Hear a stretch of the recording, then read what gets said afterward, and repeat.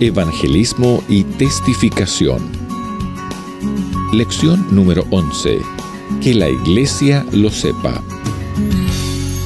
Mi amigo querido, en este estudio hablaremos de la importancia de informar a la Iglesia el trabajo que los miembros realizan al cumplir la misión.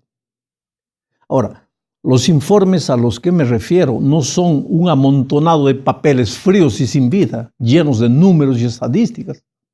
Por lo menos no deberían serlo.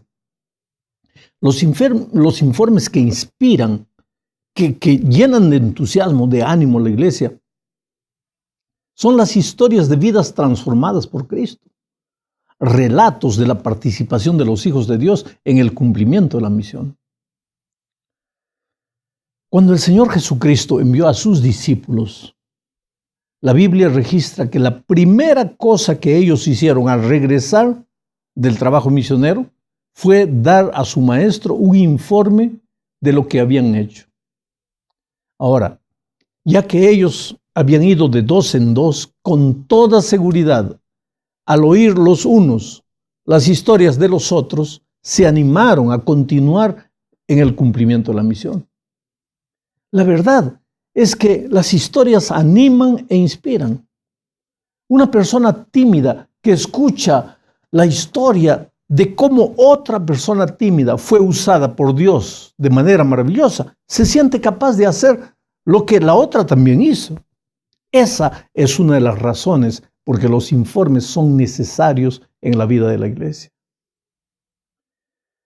En la historia de la Iglesia primitiva encontramos con frecuencia, y una frecuencia asustadora, el registro de informes misioneros. Uno de ellos tiene que ver con la prisión de Pedro y Juan, después de la curación del paralítico que ellos encontraron en la puerta del templo. Pedro y Juan fueron llevados ante las autoridades religiosas e interrogados con relación al milagro que habían hecho. Después, al no encontrar argumentos para prenderlos, los líderes tuvieron que soltarlos. Y los apóstoles corrieron a la iglesia y dieron el informe de lo que había sucedido con ellos. Eso está registrado aquí en Hechos capítulo 4, versículos 23 y 24. Dice: al ser puesto en libertad vinieron a los suyos y contaron todo lo que los principales sacerdotes y los ancianos les habían dicho. Ellos, al oírlo, alzaron unánimes la voz a Dios y dijeron: soberano Señor, tú eres el Dios que hiciste el cielo y la tierra, el mar y todo lo que en ellos hay. ¿Percibes cuál fue el resultado del informe misionero? Pedro y Juan dieron su informe y al instante los que oyeron el informe alabaron el nombre de Dios y se sintieron inspirados a continuar en el cumplimiento de la misión a pesar de las dificultades. Ahora, una cosa que debemos resaltar es la actitud de Pedro y Juan delante de las autoridades. Ellos no usaron argumentos humanos para defenderse, no. Usaron la palabra de Dios. Mira lo que dice el los versículos 8 al 12. Mira. Entonces Pedro, lleno del Espíritu Santo, les dijo: gobernantes del pueblo y ancianos de Israel, puesto que hoy se nos interroga acerca del beneficio hecho a un hombre enfermo, de qué manera éste ha sido sanado, sea notorio a todos vosotros y a todo el pueblo de Israel, que en el nombre de Jesucristo de Nazaret, a quien vosotros crucificasteis y a quien Dios resucitó de los muertos, por él este hombre está en vuestra presencia sano. Este Jesús es la piedra rechazada por vosotros los edificadores, la cual ha venido a ser cabeza del ángulo, y en ningún otro hay salvación, porque no hay otro nombre bajo el cielo dado a los hombres en que podamos ser salvos. Querido, si te das cuenta, Pedro usó algunas expresiones del Antiguo Testamento, la piedra rechazada, en fin. Pedro y Juan usaron la palabra de Dios que los fariseos y líderes religiosos conocían bien. Fue por eso que los líderes no pudieron hacer nada para llevarlos a la prisión. Porque si los prendiesen, estarían yendo contra los escritos sagrados que ellos tanto respetaban. Ahora, la lección que sacamos de todo esto es que la palabra de Dios nos infunde valor en la hora de las dificultades. Pedro y Juan enfrentaron a sus enemigos en aquellos tiempos. ¿Quiénes eran sus enemigos? Los líderes religiosos. Pero ¿cuáles son tus enemigos hoy? ¿La crisis financiera? ¿La falta de empleo? ¿Las drogas que están aprisionando a tus hijos? ¿La mundanalidad que amenaza destruir a tu hija? ¿Cómo deberías enfrentar tú a esos enemigos hoy? Exactamente, sacando fuerzas de la palabra de Dios, confiando en las promesas divinas. Pero naturalmente, para que eso sea una realidad en tu experiencia, necesitas leer la palabra de Dios. Vamos ahora a la segunda parte de este estudio.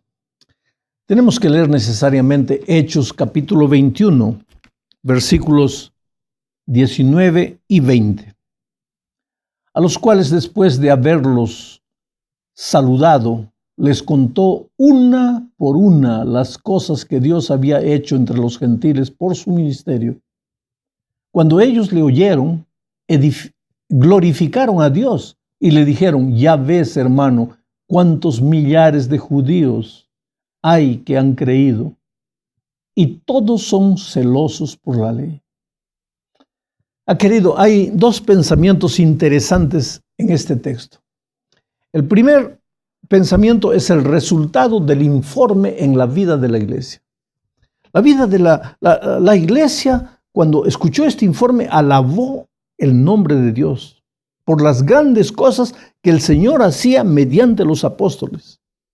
En segundo lugar, los judíos, que eran polémicos por causa de su apego a la ley, quiere decir, ellos pensaban que la columna vertebral de la salvación era la obediencia a la ley y no la fe en Cristo. Esos judíos creyeron por miles. ¿Por qué? Porque la verdad es esa, que donde los argumentos racionales no son capaces de convencer, los testimonios y las historias de conversiones sí convencen. Este es uno de los valores de los informes misioneros. Entrando a un aspecto práctico de todo lo que estoy diciendo hasta aquí, hablemos un poco de los cultos del miércoles. Por ejemplo, en muchos lugares el culto del miércoles, al que llamamos el culto de oración, es un culto sin vida y que cuenta con la presencia de pocos hermanos. ¿Qué hacer para darles vida a esos cultos? Los informes son el remedio.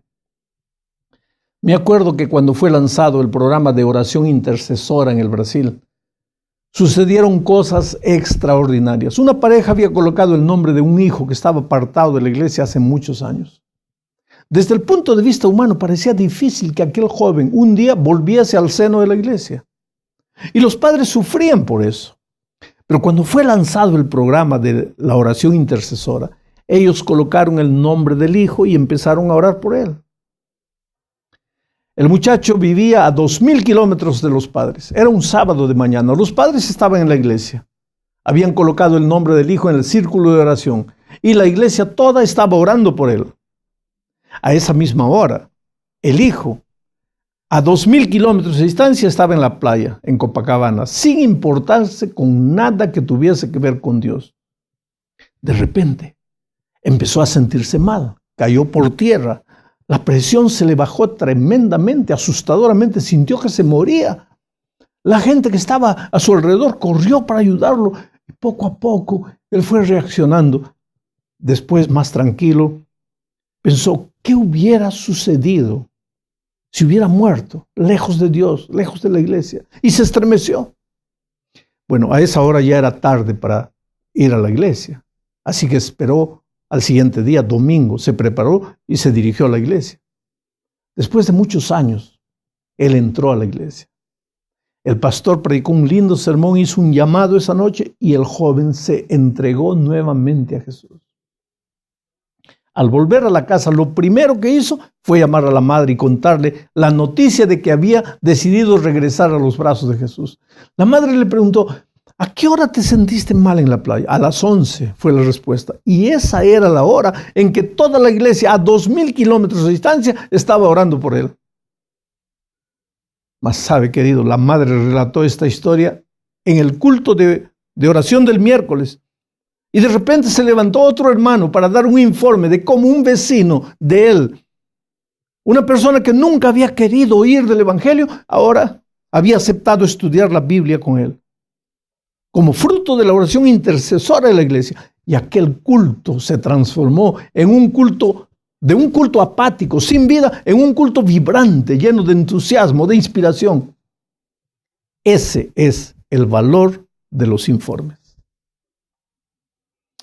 En la tercera parte de este estudio hablaremos de la importancia de los informes positivos. Mira, la vida está llena de cosas malas y cosas buenas. Aún los hijos de Dios, a pesar de todas las promesas de protección divina, enfrentamos diariamente dificultades terribles. Pero a pesar de eso debemos depositar nuestra confianza en Dios. Debemos caminar con optimismo, informando la realidad dura que vivimos, pero desde el punto de vista de un cristiano que no niega las dificultades, sino que a pesar de las dificultades confía en las promesas del Padre. La historia de los espías que fueron a inspeccionar la tierra antes de que Israel entrase es un ejemplo de lo que estoy diciendo. 10 de ellos solo se detuvieron a hablar en su informe de las cosas negativas. Solo vieron dificultades e imposibilidades. Ya los otros 2, Josué y Caleb, no negaron la realidad, pero dijeron: en el nombre de Dios iremos y tomaremos posesión de lo que Dios nos ha prometido. Ahora, ¿qué tiene que ver esta historia con nosotros hoy?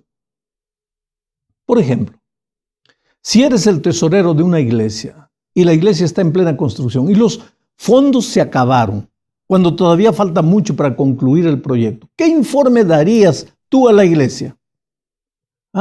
Piensa en la actitud de los espías de Israel y respóndete a ti mismo. ¿Qué informe le darías a la iglesia? ¿Llegarías diciendo: está todo perdido, no hay dinero, yo les dije, no gasten mucho? ¿Llegarías así? ¿O llegarías con el informe de Josué y Caleb?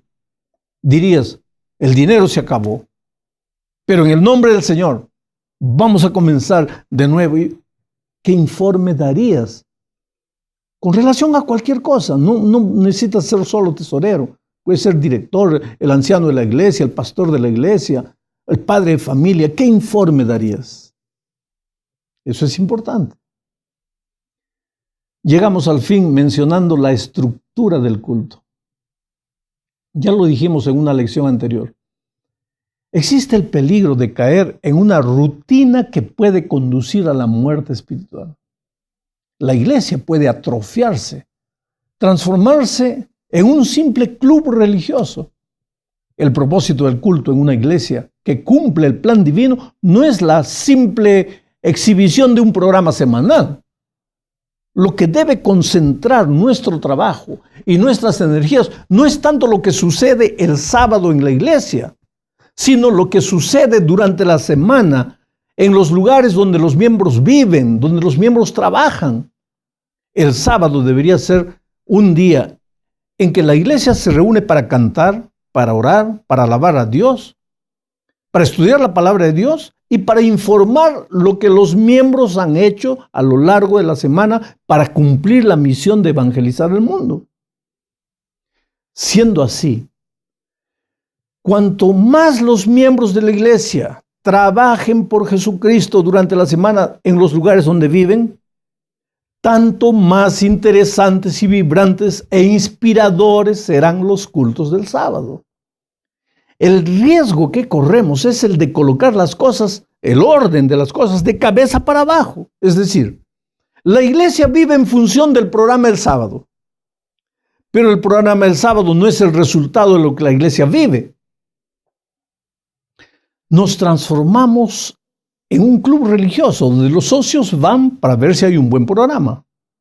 La función de los socios es criticar o aplaudir el programa. Si les gusta, vuelven, y si no, se van a buscar otra iglesia donde el programa sea más atractivo.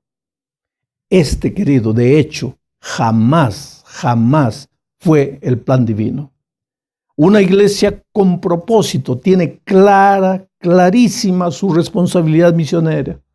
y el informe de lo que cada hermano hace para comunicar el Evangelio, eso nutre y llena de vida el programa semanal. Termino leyendo Hechos 11:18. Dice, entonces oídas estas cosas, callaron y glorificaron a Dios diciendo, de manera que también a los gentiles ha dado Dios arrepentimiento para vida.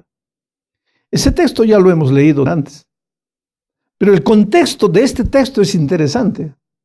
Mira, la iglesia estaba criticando a Pedro por juntarse con los gentiles, ya que al principio de la historia de la iglesia primitiva, ellos pensaban que el evangelio era solo para los judíos.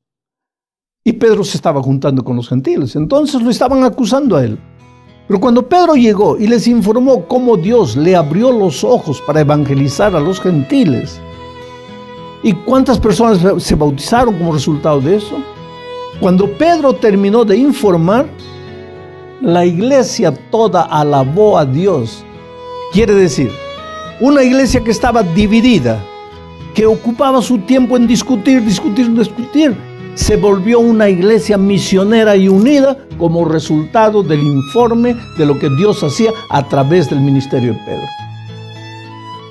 ¿Qué sucedería en tu iglesia si en lugar de estar discutiendo asuntos sin importancia, se pusieran a informar las grandes cosas que Dios hace a través del ministerio de los miembros? Piensa en eso y que Dios te bendiga. Todos los derechos reservados. Pan de Vida Productions 2012.